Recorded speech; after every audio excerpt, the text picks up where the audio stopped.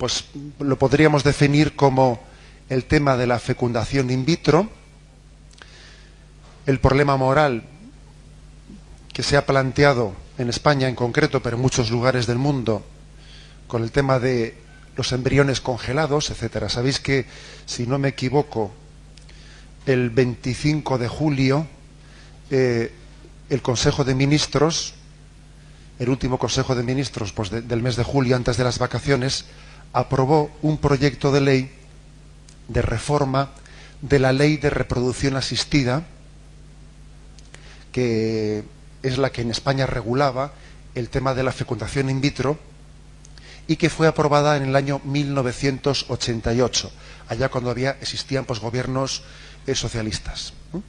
Entonces esa ley estaba pendiente de algún tipo de reforma. Era necesaria la reforma, sobre todo pues por el hecho de que decía que los embriones que eran congelados serían congelados durante 5 años. Y luego no decía qué pasaba después de los 5 años. Pues bien, ya había muchos embriones que llevaban bastante más que 5 años congelados, y ya, evidentemente, la ley, aunque solo sea por eso, ya exigía una reforma, y todo el mundo estaba pendiente de ese tema, y finalmente el 25 de julio fue aprobado ese proyecto de reforma de la Ley de Reproducción Asistida, que posiblemente va a ser la última ley que va a ser tramitada en la presente legislatura, pues porque ya no va a haber ninguna otra ley de aquí hasta las elecciones generales de marzo que sea tramitada a nivel parlamentario. Bien, es un proyecto de reforma, lo que quiere decir que todavía tiene que ser sometido a temas, a un debate parlamentario, a reformas, etcétera, etcétera, y también creo que es bueno que nosotros lo sepamos para que, en la medida de que cada uno de nosotros pueda intervenir en el debate público, ahora también diré de qué forma se puede hacer esto, en la medida que podamos intervenir, intervengamos y hagamos todo lo posible pues para que esa reforma de un proyecto de ley de ese calibre moral pues sea, no voy a decir bueno, sino lo menos malo posible. Y es una forma de decirlo. Bien, antes de entrar en el tema de la ley, que es quizás lo que le da una gran actualidad a esto, creo que previamente conviene hacer una breve exposición moral sobre cuál es la doctrina católica sobre el tema de la fecundación in vitro. Existe un documento clave, que es Donum Vitae,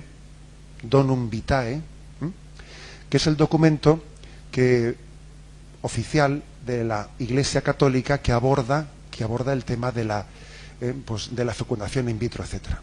No tiene la calificación de encíclica, pero es un documento de máxima autoridad en el que la Iglesia compromete su magisterio dando doctrina sobre lo que opinamos de ese tema de la fecundación in vitro. ¿Qué es lo que opinamos? Bien, para nosotros tenemos una concepción de la paternidad y maternidad sagrada, porque la maternidad y la paternidad es una colaboración con Dios en la transmisión de la vida. Hay una colaboración entre Dios y el hombre, una colaboración a un nivel, podríamos decir, grandioso. Nunca el hombre y la mujer colaboran tanto con Dios en esta vida como en la misma fecundación in vitro. Perdón, en la misma... absolutamente al revés, ¿verdad? Como en la misma paternidad y maternidad. Porque, fijaros, allí donde el hombre y la mujer engendran, Dios crea el alma, infunde el alma, y surge un ser humano como colaboración entre Dios y el hombre. Cuando decimos, ¿no?, eso de hemos tenido un niño y Dios nos ha dado un niño, decimos esa expresión, y a veces cuando te vienen los padres así con un niño para bautizar, pues yo les suelo decir esa expresión, ¿no? Habéis tenido un niño, Dios os ha dado un niño. ¿Cuál de las dos expresiones es cierta? Las dos son ciertas, en dos niveles distintos. Los padres han tenido un niño en el sentido de que han puesto en marcha un proceso biológico de engendrar la vida, y Dios les ha dado un hijo en la medida que hay un acto creador del alma, y Dios ha infundido el alma en ese mismo acto de engendrar. Son dos dimensiones, la biológica y podríamos decir también la ontológica de la creación del alma, que se funden. en ese mismo acto de la concepción. Bien, ese es el punto de partida. Yo recuerdo de pequeño haberme criado, por lo menos los veranos, haber pasado allí los veranos en algún caserío de nuestra madre en el País Vasco, y recuerdo perfectamente haber visto cómo solía ir el veterinario pues a inseminar las vacas, pues para dejarlas embarazadas, etcétera, y eso jamás fue un problema moral, inseminar las vacas. ¿Por qué? Pues porque entendemos que las vacas no tienen esa dignidad equiparable al hombre. Las vacas son sencillamente pues un ser con una anatomía biológica, pero no tienen esa dimensión espiritual. No hay una creación de un alma que Dios infunda en el momento de la concepción. Por lo tanto, no hay ningún problema moral en inseminar pues una vaca. Pero sin embargo, si eso lo trasladamos al hombre y olvidamos que el hombre y la mujer tienen una dimensión espiritual que la hacen esencialmente distinto al animal, pues claro, si actuamos con el hombre y la mujer como actuamos con los animales, hay un problema moral. Lo que la Iglesia Católica afirma es que el acto del amor humano, el acto sexual, que es el acto de amor humano, es el único marco digno en el que el hombre puede ser engendrado. Que solamente el acto sexual, que es el acto de amor, el acto de entrega del hombre y de la mujer, en esa dimensión unitiva, es el lugar adecuado, digno, para que Dios pueda dignamente infundir el alma, infundir la vida. Esa es la afirmación, podríamos decir, básica, central. ¿Por qué? Pues porque el hombre es hijo del amor de Dios. Dios ha creado el hombre por amor. Y el hombre, que es imagen y semejanza de Dios, pues es lógico, es de sentido común, que la forma que tenga también de transmitir la vida sea en un acto que sea imagen y semejanza de Dios, que es el acto de amor. En la forma en la que Dios ha querido que el hombre y la mujer sean engendrados, que es un acto de amor, somos también imagen y semejanza de Dios, porque no estamos aquí por casualidad, porque Dios estuviese aburrido, porque aquel día Dios, cuando creó el mundo, no sabía qué hacer, porque no, estamos aquí por un acto de amor de Dios, un acto de amor que creó el mundo. Y somos imagen y semejanza de Dios también en la forma de engendrar.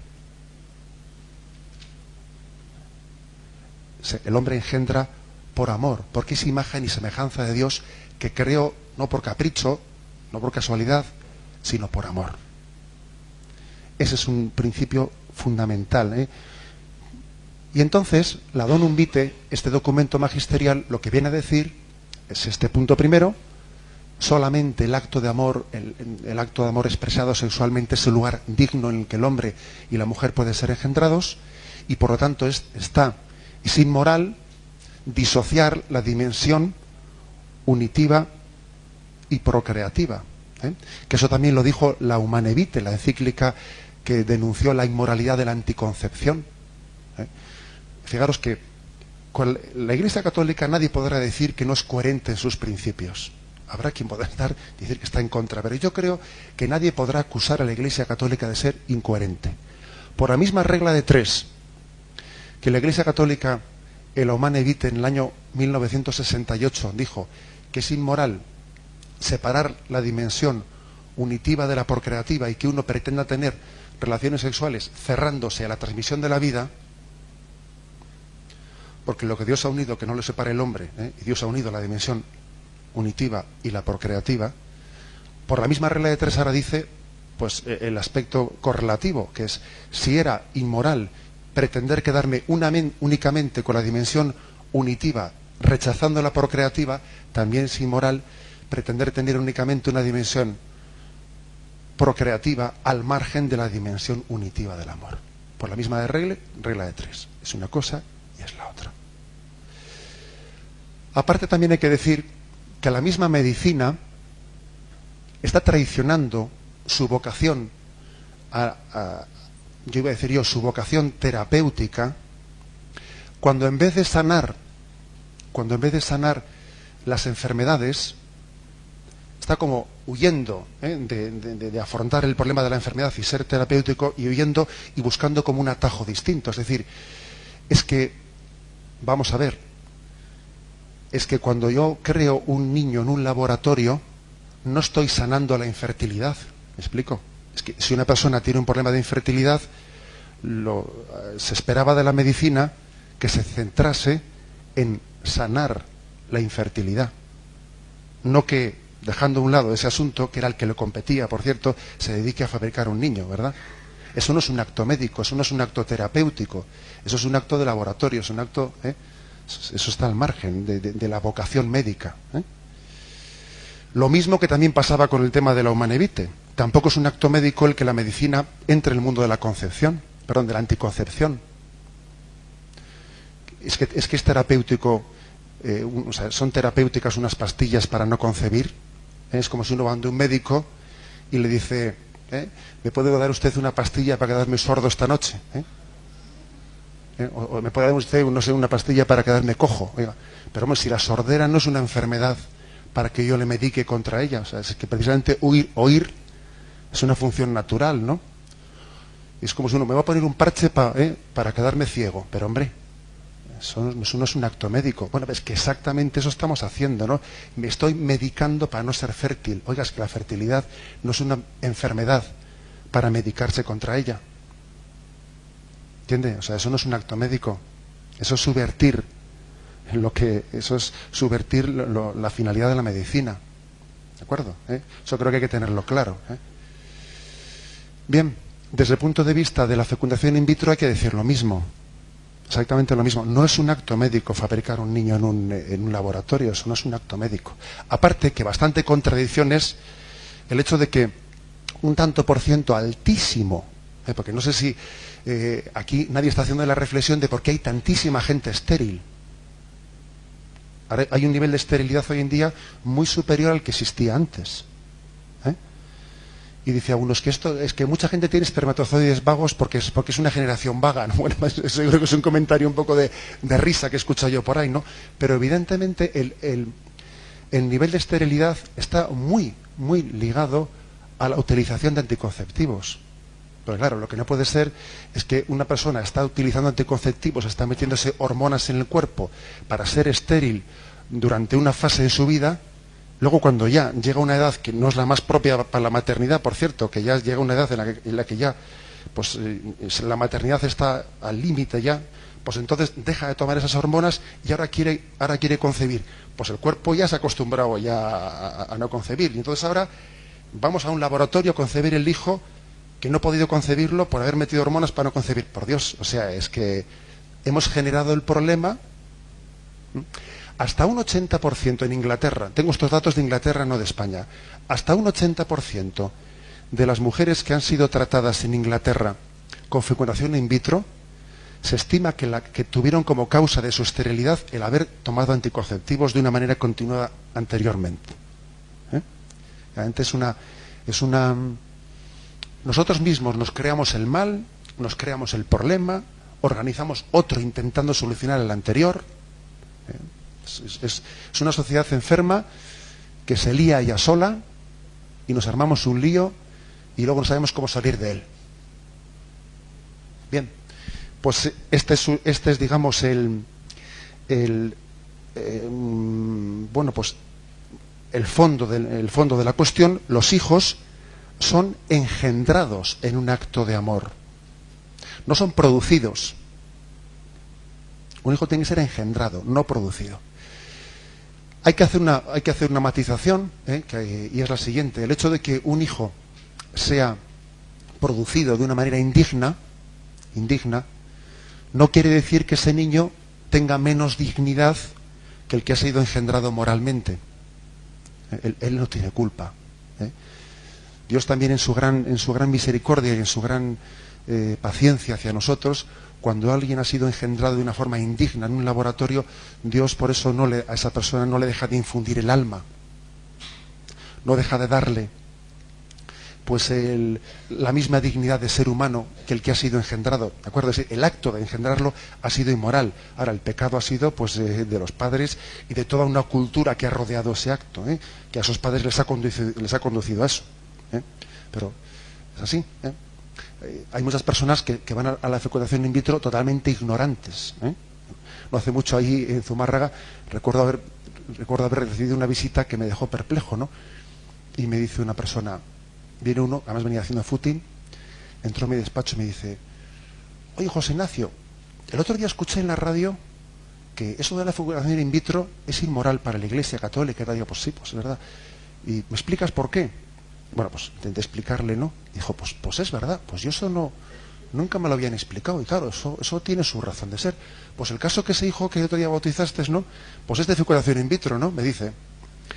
Y el niño, ¿y al niño qué le pasa? Yo, pues al niño no le pasa nada. Y me dice, oye, y ahora tengo un problema, porque yo soy camionero y cada vez que paso allí por Basauri, en Bilbao, suelo saludar a otros dos hijos que tengo congelados allí. Yo siempre les saludo cuando paso por la clínica, me dice, ¿no?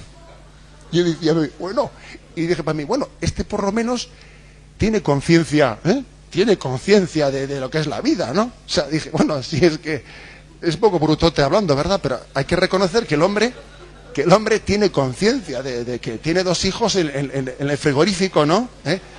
Que es terrible decirlo, y cuando pasa por ahí con el camión le saluda, ¿no? O sea, vamos a ver, también hay que, digo con esto,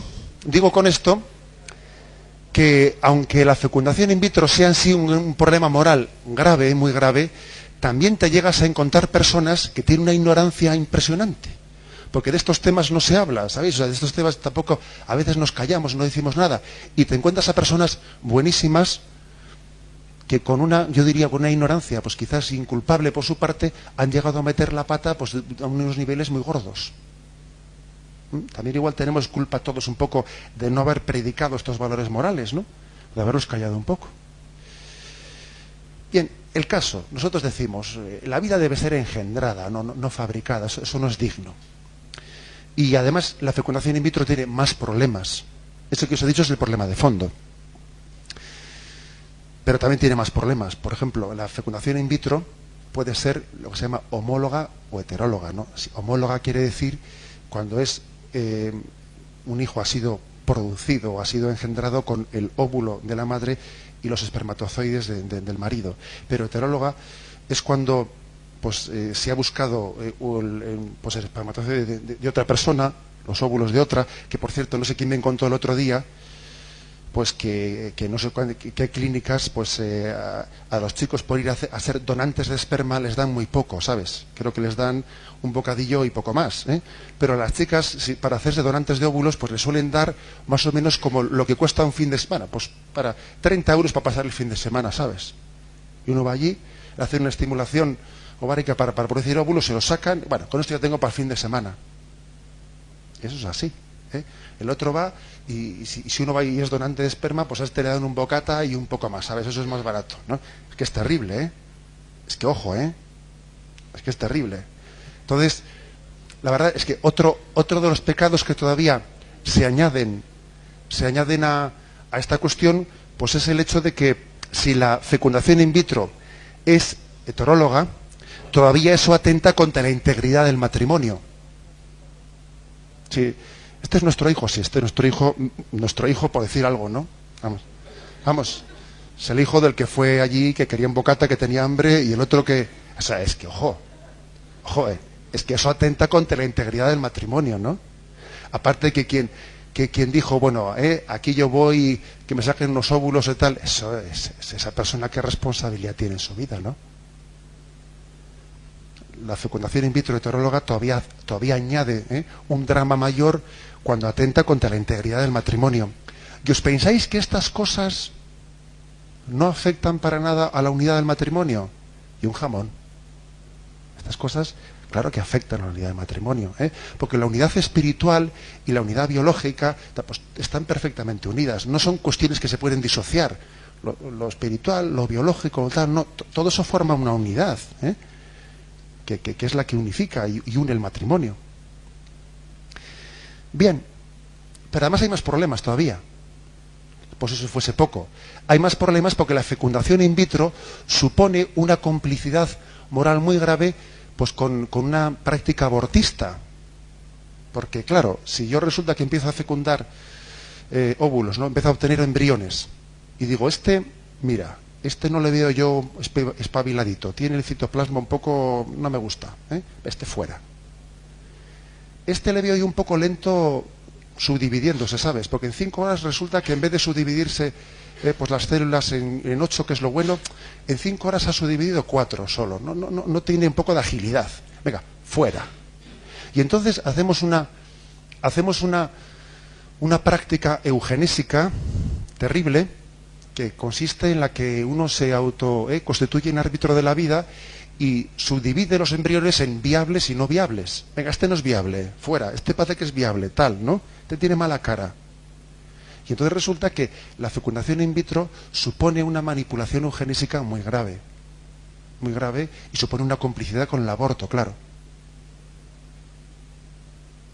Es verdad que desde el punto de vista, en la concepción natural, también existen esa especie de abortos naturales.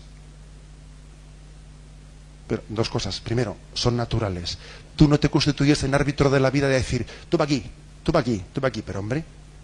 Y en segundo lugar, en cuanto a número, son muy inferiores ese número de abortos naturales que se producen que los abortos artificiales, los abortos que se están produciendo en la fecundación artificial. Es muy superior el número de abortos que en la fecundación natural. Y aparte tú eres cómplice moral de ellos. Eso es otro problema muy grave en la fecundación in vitro. Porque claro, te dicen, en España hay un nivel de fecundación in vitro muy bueno, porque hasta el 24% prosperan. O sea, ¿me está usted diciendo con eso que el 76% se ha quedado por el camino? Es que claro, lo está usted diciendo, ¿no? Está, por lo tanto, intrínsecamente ligado, necesariamente ligado, la fecundación in vitro a una complicidad con el aborto, con una selección eugenésica del aborto, en la que uno se constituye un poco en el doctor Mengele, y está diciendo, venga, tú para aquí, tú para allá. Eso es otro problema moral serio. También este documento de la Donum Vitae, habla no solamente de la fecundación in vitro, sino también de la inseminación artificial. Y por inseminación artificial quiere decir pues que no ya que un óvulo y un espermatozoide sean concebidos en una probeta, en un laboratorio, sino que se haga una inseminación artificial, que quiere decir que bien sea el semen del marido o de otra persona distinta, se insemine artificialmente en una mujer al margen del acto sexual. Aunque es cierto que la inseminación artificial no tiene tantos problemas como la fecundación in vitro en cuanto a complicidad con el aborto, en cuanto a ese tipo de cosas últimas que he dicho, sigue siendo inmoral porque supone violar el principio antropológico que he dicho al principio, que es que únicamente el acto de amor puede ser el lugar legítimo y digno en el que la vida sea concebida. Por tanto, sería inmoral todo aquello que sustituyese el acto de amor.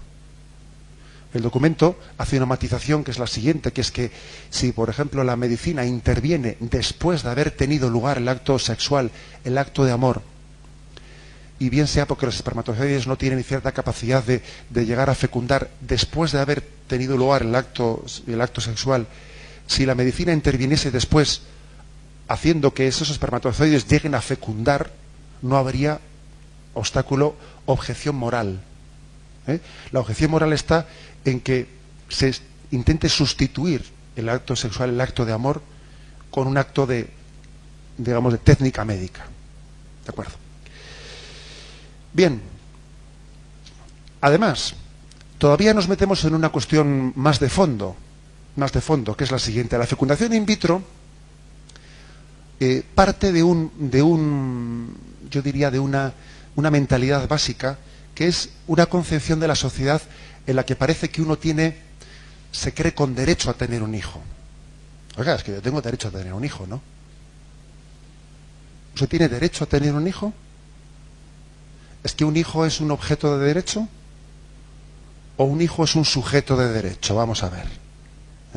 O sea, verdaderamente partimos de una concepción en la que uno dice, bueno, yo por qué no tengo, yo por qué no voy a poder tener un hijo. Si lo tiene el otro, pues yo lo puedo a cualquier. No, mire usted, eso es una equivocación.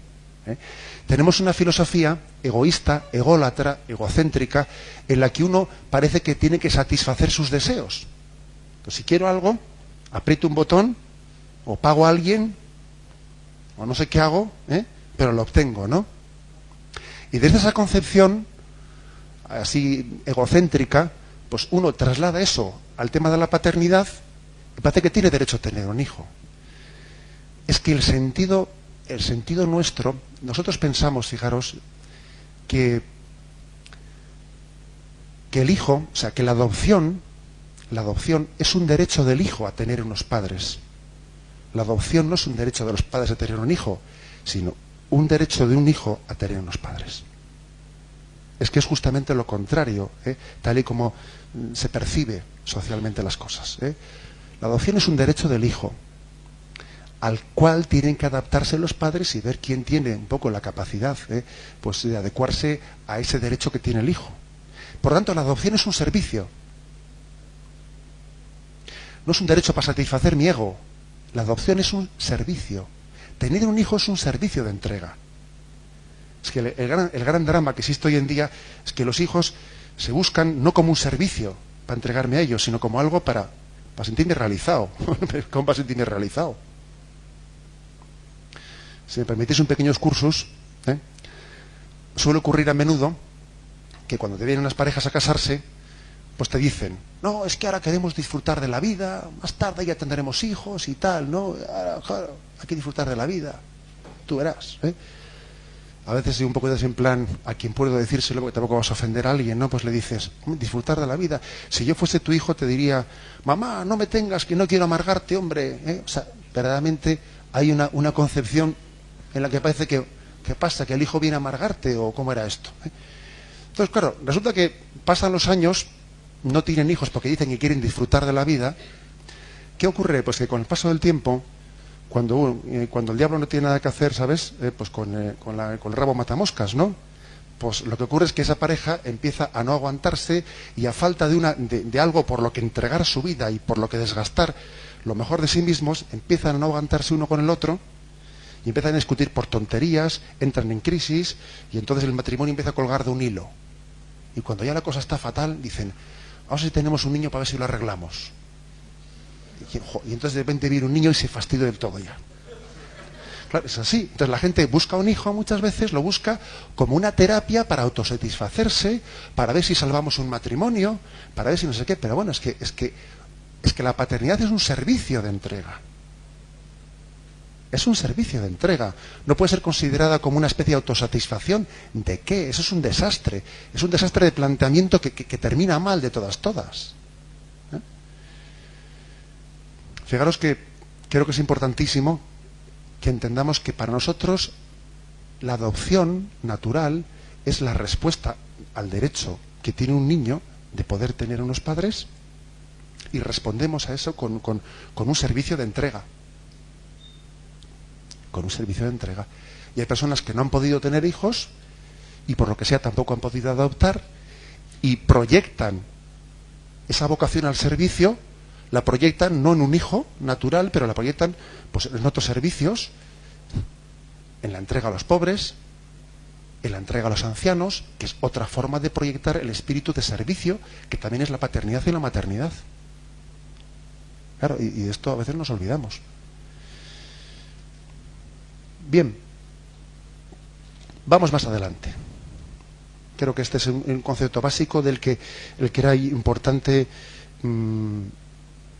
matizar, ¿verdad? El tema de que un problema de fondo que tiene la fecundación in vitro es el pensar que tenemos derecho a la paternidad como un objeto más. Y os pongo un último ejemplo, ya para cambiar de tercio, que si no me lío mucho, ¿no? Pero decimos hoy en día que estamos en una sociedad en la que los niños son el centro, ¿no? Los niños son el centro de nuestra sociedad. Y si alguno se deja engañar, puede llegar a pensar que es así. Porque ve los anuncios, y ve ahí unos niños preciosos corriendo y tal, ¿no? Y ve un niño en la casa y es el rey de la casa, tan es el rey que vamos, que toda la familia gira en torno a él. No, no vamos de vacaciones porque el niño no quiere. No, ahora hacemos lo otro. O sea, parece que el niño manda en la casa. Se le mima a un niño de una forma tan exacerbada, se le mima tanto al niño, que parece que el centro de la sociedad actual es el niño, ¿no? Y un jamón. Eso no es así. Porque, de hecho, hacemos una distinción total de si el niño es deseado o no deseado, ¿sabes? Si el niño no es deseado, mal asunto. Has nacido agafado, porque no eres deseado. Te ha tocado la china, macho. Entonces, pues no eres deseado, vas a ser un desgraciado toda tu vida, porque es que va a haber un ambiente horroroso en casa. Lo más probable es que no nazcas, claro. Lo más probable es que no nazcas, porque como no eras deseado, acabarás allí, pues en un quirófano, tus meses de vida. Pero si llegas a nacer por desgracia, bueno, por desgracia, ¿no? Si llegas a nacer, te vas a enterar lo que es no ser deseado. Ahora, como seas deseado, van a hacer de ti un caprichoso, te van a mimar, que vas a parecer que eres tú aquí, pues el emperador de esta familia. Al final, seamos claros, el centro de nuestra cultura, de nuestra sociedad, no es el niño, sino que es el deseo del adulto. Si lo deseo, lo idolatrizo. Si no lo deseo, me lo quito de encima. No es cierto que nuestra cultura tenga la vida y los niños en el centro y en su cénit, en su cumbre. No es cierto. La verdad es que nuestra sociedad egocéntrica, en la que ha quitado Cristo de medio y ha puesto su egocentrismo, su voluntad en contra o al margen de la voluntad de Dios, hace de su ego, de mi voluntad, el valor supremo. Si lo quiero, entonces vas a ver tú. Ahora, como no lo quiera, te vas a enterar. Y supuesto eso, que es un poco lo que podríamos decir como doctrina base de la fecundación in vitro, damos un paso más. Porque es que, aparte de esta cuestión, hay un problema grave, que es el problema de ¿y qué pasa aquí con el tema de los embriones congelados? Porque es que la ley de 1988 permitía congelar embriones. Se fecundaban varios embriones, como hay una tasa de fallo en la implantación muy grande, pues para no molestar tanto a la mujer o hacer continuas fecundaciones, pues igual se fecundan 20, venga, te voy implantando de 5 en 5 y el resto los congelo.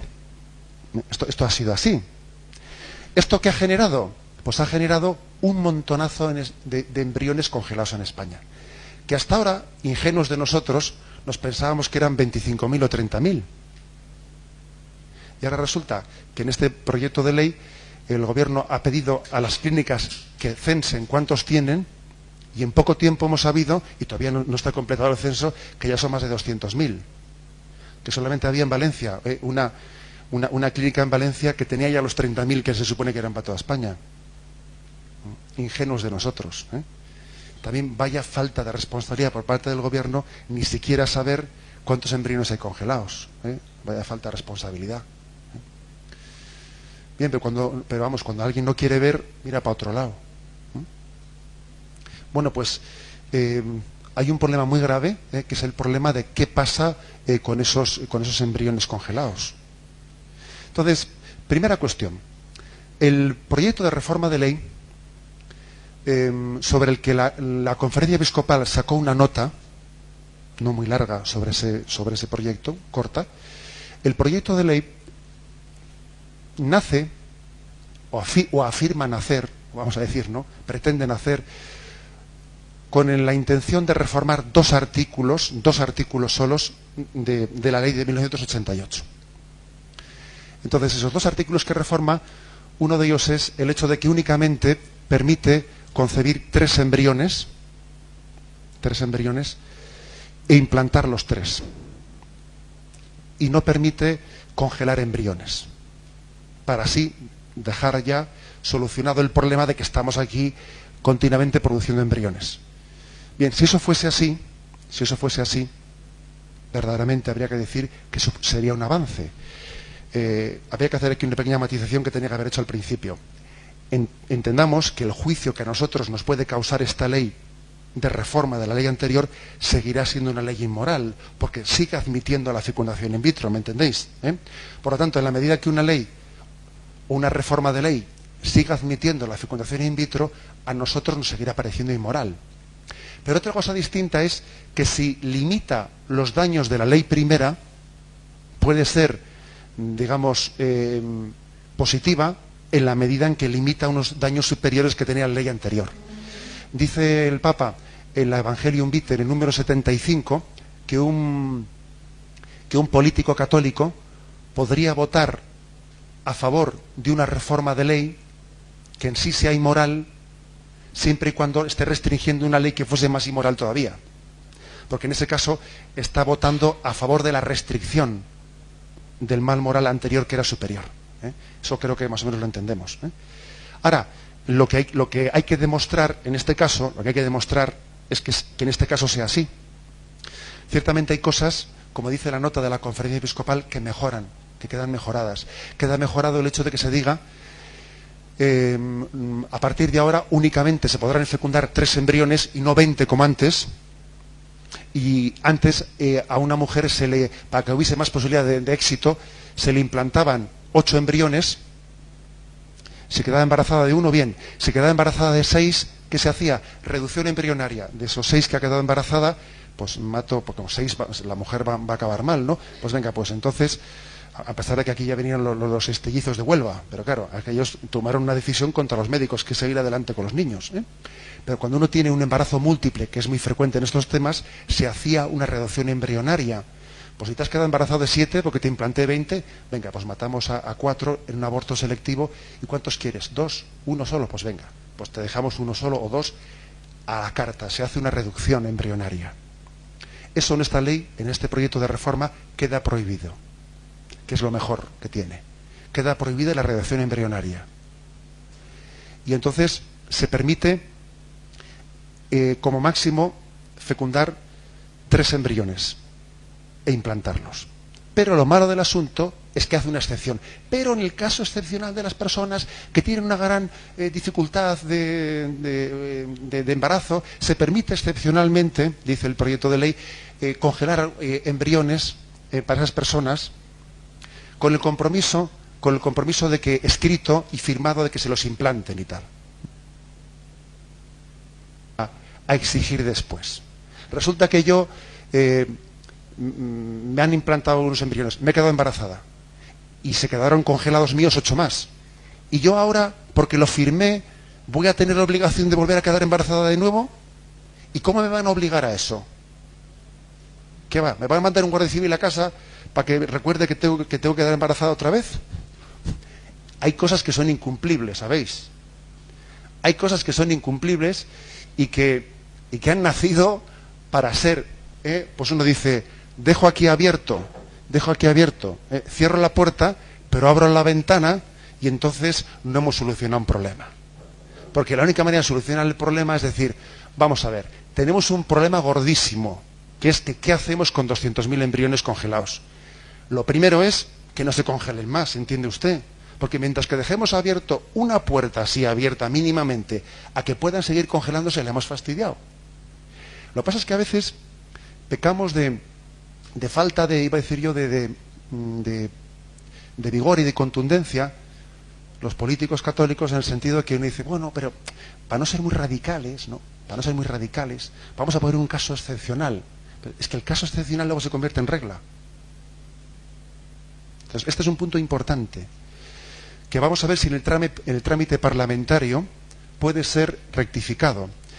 En la página de hazteoir.org, en la página de, para la que no la conozcáis, en hazteoir.org, están, no sé si lo han colgado ya o lo van a colgar este fin de semana, una alerta para mandar masivamente cartas pidiendo al gobierno que en el trámite parlamentario prohíba definitivamente la congelación sin excepciones. Creo que es importante que nos impliquemos en esa campaña y que hagamos una auténtica lluvia de mail, de cartas, porque es importantísimo actuar en nuestra vida pública desde ahí. hazteoir.org, esa es la página y creo que es importante actuar desde ahí. Bien, eso es un problema moral serio. Entonces, ¿qué es lo que hay que ver si eso se soluciona? Porque es un puntito, pero ojo con el puntito, ¿eh? Es un puntito serio. Luego hay otro problema, que es, bueno, ¿y qué hacemos con los embriones que ya están congelados? Pues claro, ¿y con los que están congelados qué? Fijaros, hay veces que cuando cometes barbaridades como las que se han cometido, ya tienen malísima solución. Y el cardenal Rouco dijo a este respecto que los embriones que están congelados se les ha metido en un callejón sin salida, que ahora hay que elegir entre el mal menor, pero todos son males, ¿entiendes? O sea, que es que cuando te has metido en un callejón sin salida de ese calibre, la solución que se le dé a esos embriones, pues no va a ser buena ninguna. Una será más mala, menos mala, y es un tema en el que la Iglesia no se ha definido magisterialmente sobre cuál es el mal menor. Digamos que es de opinión libre de los moralistas la opción por un mal menor o otro mal menor. La ley permite, para esos 200.000 embriones o los que salgan todavía, 4 posibilidades. Una primera es que la madre misma se lo implante. Una segunda es que la madre diga, no, yo no lo quiero, se lo doy en adopción a otra. Una tercera es, bueno, lo dejo descongelar y que muera él sin más. Una cuarta es, lo dejo descongelar y que con él se puedan experimentar con células células madre. Entonces, vamos a ver. Una cosa que ha dicho la Conferencia Episcopal es que no queda claro en el proyecto de ley si la ley está diciendo los dejo morir y después de dejarlos morir los utilizo para experimentar, o los mato para experimentar. ¿De acuerdo? Quiere decir que son dos cosas que hay que distinguir. No es lo mismo matar. Es decir, os pongo el caso de una persona que está enferma. No es lo mismo que cuando ha muerto se les traiga un riñón, que para tener el riñón más fresquito le mato y se lo saco y lo tengo más fresquito. Oiga, la cosa tiene una diferencia, ¿no? Usted me tiene que decir claramente si está hablando de estar el riñón en vida para que así esté más fresco o qué. Eso no queda claro en ese proyecto de ley. Eso tienen que definir lo que será otra de las cosas de las que también desde Hazte Oír, o también hay alternativas, pues se insistirá en alertas de intervención en la vida pública. Eso también es un punto importante, porque de hecho uno se lee ese proyecto, que me lo he leído unas cuantas veces, y yo no veo ningún sitio que me diga, aunque ellos dicen, sí, por supuesto, ya es estando muerto. Bueno, pues si es estando muerto, póngalo por escrito, por favor. Póngalo por escrito. No tenga miedo que quede escrito. Bueno, entonces, ¿cuál es el problema? Eso es lo que dice la ley. Pero desde el punto de vista católico, digo católico, aquí se plantea un problema muy grave. Y os digo, como os he dicho antes, que estamos entrando ahora en un tipo de opiniones en las que la Iglesia, a diferencia de lo que he dicho hasta ahora, en las que la Iglesia no se ha definido comprometiendo su magisterio. Pero aquí se plantean unos problemas muy graves. Porque claro, uno dice, por una parte parece que lo más lógico es decir, bueno, pues esos embriones vamos a intentar darles vida, ¿no? Los implantamos, ¿no? Los implantamos. Sí, pero ojo, eso tiene problemas, ¿eh? Eso tiene problemas serios. Como que, por ejemplo, si eso fuese así, claro, y yo empiezo a descongelar embriones para implantármelos, al descongelarlos resulta que también la congelación y la descongelación son causa de deterioro de los embriones. Con lo cual, el citoplasma, como he dicho antes, mira, está un poco negro, mal asunto. Este igual no es viable, quítalo. El otro no lo veo yo un poco muy ágil. Y vuelvo a hacer una selección embrionaria en la que yo también me hago cómplice de ese pecado de aborto selectivo antes de implantarme. Con lo cual, claro, una cosa es que yo diga, bueno, me voy a implantar unos embriones, estén como estén, bien, pero ¿quién es el majo que hace eso? ¿Quién es el majo que dice, me implanto unos embriones aunque salga lo que sea? O sea, hay un problema moral serio en eso. Por otra parte, si el valor de la vida física, la vida biológica, fuese el valor último en esta vida, si fuese el valor supremo, lo proporcional sería que la Iglesia Católica dijese, venga, hay que hacer aquí un llamamiento, una cruzada, Una cruzada, vamos a hacer un llamamiento a todas las chicas y mujeres católicas con capacidad de concebir embriones para que todas implanten embriones como sea. Claro, se supone que había que hacer ese llamamiento, ¿no? Pero creo que está bastante claro que es una cosa un poco desproporcionada, ¿no? Es una cosa un poco desproporcionada. Un poco desproporcionada porque, claro, intentando hacer un bien también creas un mal de la pera, que de repente yo me tengo que implantar un embrión y luego a ver cómo se lo digo a mi novio. O sea, es que, ojo, es que verdaderamente entramos en lo que se llama que hay que aplicar el principio de proporcionalidad. No sé si es proporcional que por solucionar un mal creo otro montón de males de aquí te espero. A ver qué pasa aquí. O sea, entonces, también es por eso que la ley le importe un rábano implantarlos. Pero claro, porque de hecho ya en la fecundación in vitro, sin haber congelado ningún embrión, ya está teniendo lugar esa selección eugenésica de este no es viable, este no es viable. Entonces, si se hace ya en la fecundación in vitro, ¿qué más dará que se haga una vez descongelados los embriones? Pero estamos hablando aquí no de la ley, sino de lo que un católico puede hacer. O sea, yo me puedo implantar embriones y yo me hago cómplice entonces, de esa selección embrionaria de que este es viable, este no es viable, me lo quito, este igual viene mal, este no sé qué. Es un problemón. Es un problemón. Porque entonces me hago cómplice de un mal moral. Me hago cómplice de un mal moral. Yo diría que es peor el mal moral que el mal físico. Dicho de otra forma, yo prefiero tener 3 hijos que mueran de muerte natural que no que 2 hijos me vivan y al tercero le maté yo. Ojo, ¿sabes? O sea, que es que cuando alguien se hace cómplice de un mal moral, eso es mucho más grave que un mal físico. En cualquier caso, estamos hablando de un tema que, como os he dicho, todavía la Iglesia pues posiblemente no. O sea, con el tiempo tendrá que hacer una iluminación de ver cómo lo discierne, porque esto no es un problema solo de España, es de más sitios. En definitiva, luego entramos un poco en las preguntas y tal. En definitiva, vamos a ver.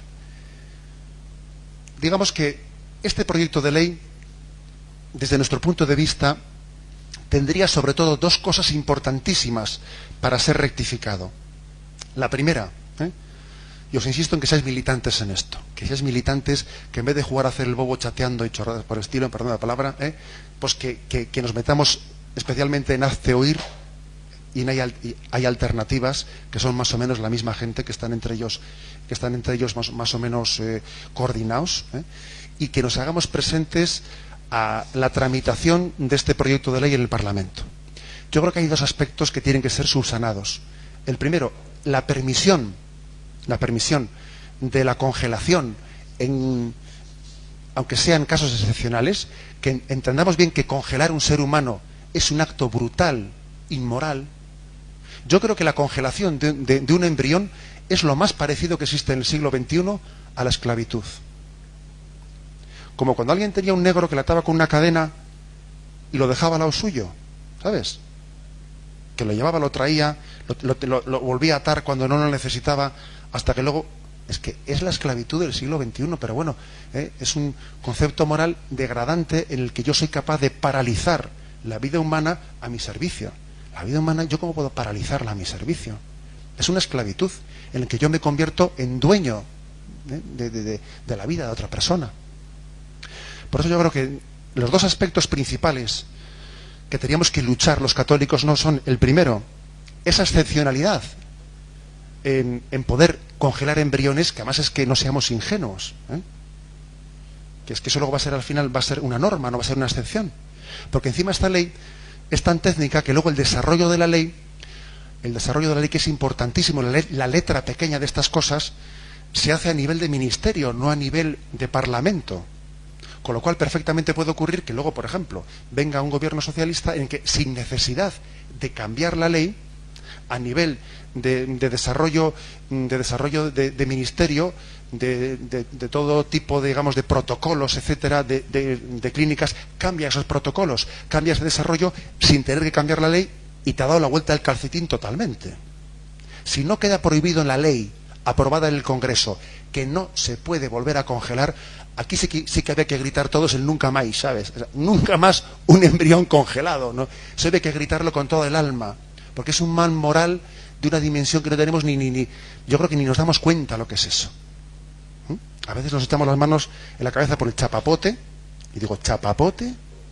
Vas a ver tú lo que hay en las clínicas por ahí de fecundación in vitro. Eso es terrible. Ahí teníamos que gritar un nunca más un embrión congelado.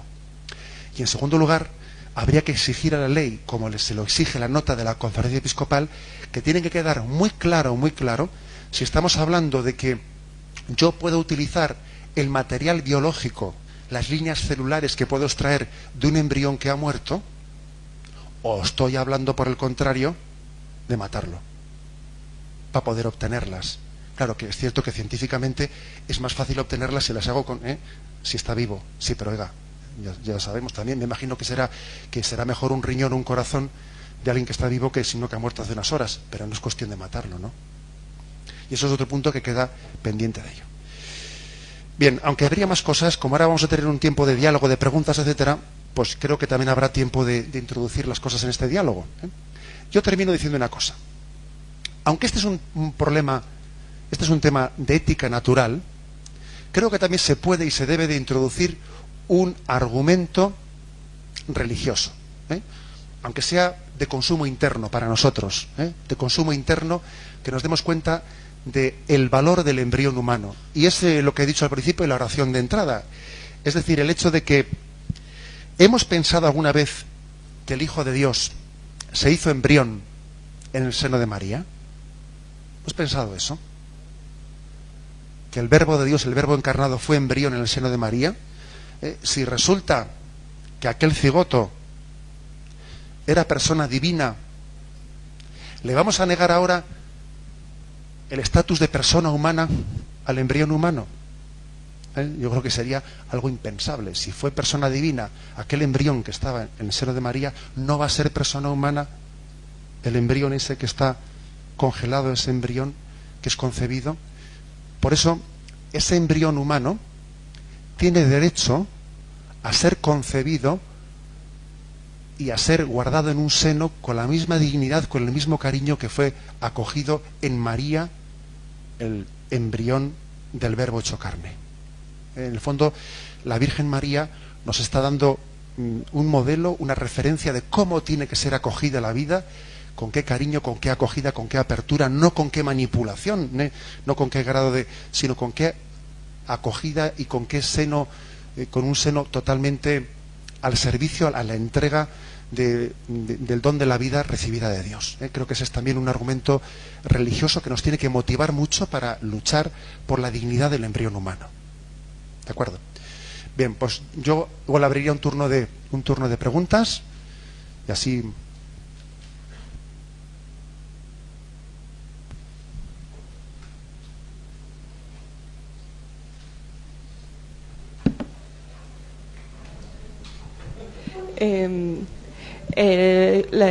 La premisa de la que hemos partido es porque estamos todos creyentes de la dignidad humana está en el alma, o sea, que somos cuerpo y alma.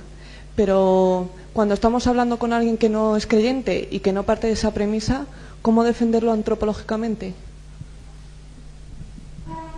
Bien, en ese caso, ciertamente, pues cuando la Declaración de los Derechos Humanos habla de la dignidad especial del ser humano, la dignidad, que el hombre es irrepetible, tiene unos derechos en los que nunca puede ser un medio, sino que es un fin en sí mismo, etcétera, etcétera. Está claro que hay declaraciones universales de los derechos humanos que reconocen la dignidad del hombre, pero no la fundamentan. ¿De acuerdo? O sea, no se fundamenta. No se dice, y el hombre tiene esta dignidad pues porque tiene un alma espiritual, porque es imagen de Dios. No, se afirma la dignidad, ¿sabes? Se afirma la dignidad sin decir de dónde proviene, lo cual es un problema, porque las afirmaciones gratuitas, si no están bien fundamentadas, pues en un momento histórico determinado están bien vistas y en otro de repente viene Hitler y dice lo contrario, ¿sabes?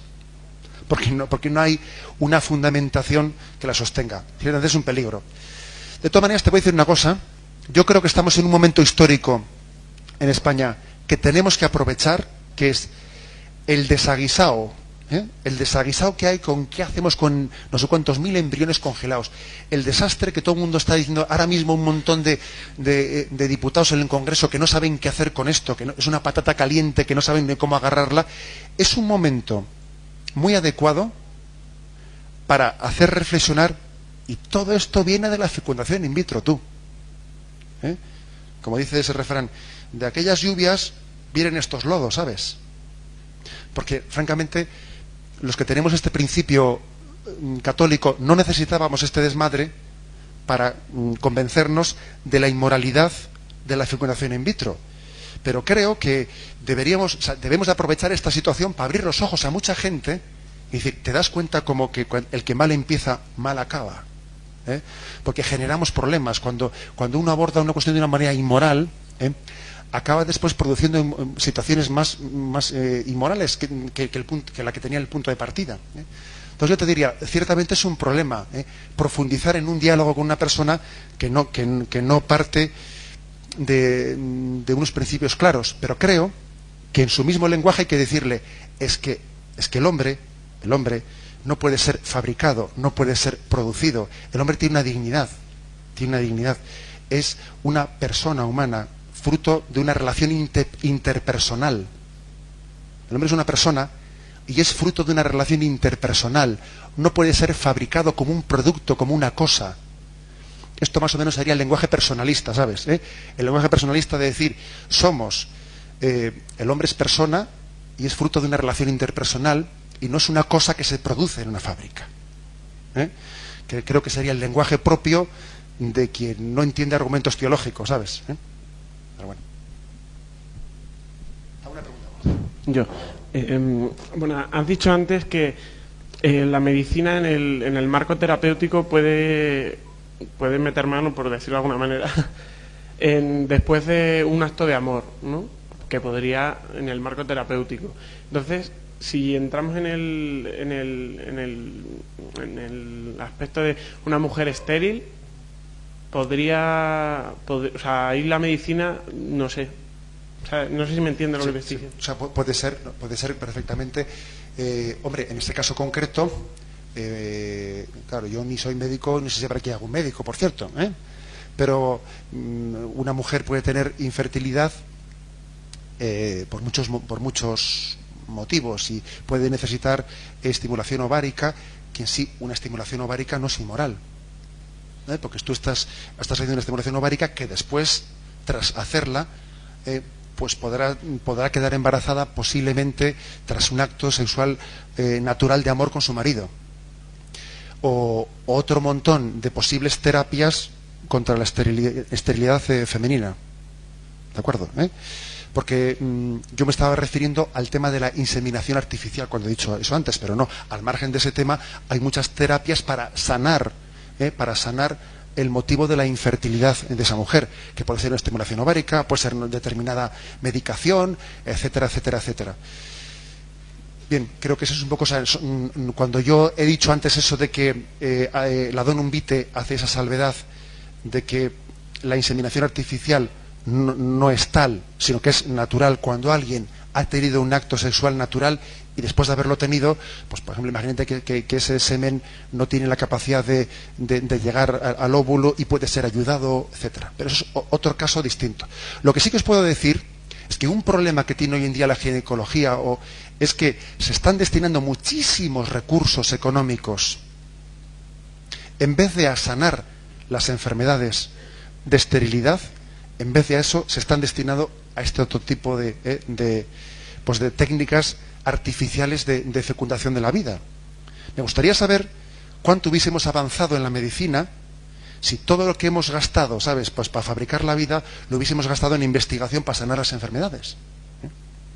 Aparte de lo que he dicho antes de que muchas veces la esterilidad es, pues se ha llegado a alcanzar la esterilidad, a generar esa enfermedad por la anticoncepción, que esa es otra.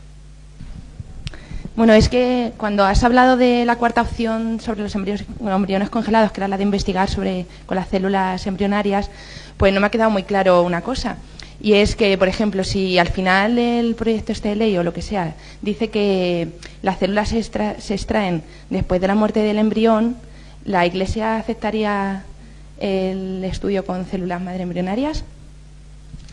Sí, o sea, es decir, la Iglesia no tendría un problema moral en decir que un embrión que ha muerto naturalmente pueda ser utilizado como una fuente de obtención de un material biológico, de líneas celulares, etcétera, etcétera. ¿Por qué? Pues porque estamos hablando de un principio de que no es pues algo similar a si un cadáver puede ser utilizado para la experimentación o para lo que fuere.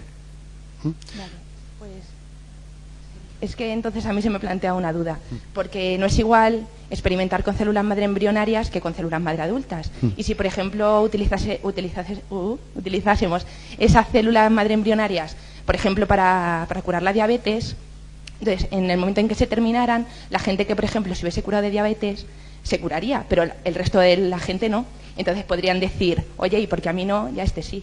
Vamos a ver. Mira, el proyecto de ley dice que se crea un organismo nacional, o sea, se crea con motivo de esta ley, o de esta reforma de ley, que se va a crear un organismo nacional en el que todas esas clínicas en las que han sido descongelado un embrión y ha muerto, tienen que ser donados a ese centro, y ese centro tiene que discernir si las peticiones que se le hacen de líneas celulares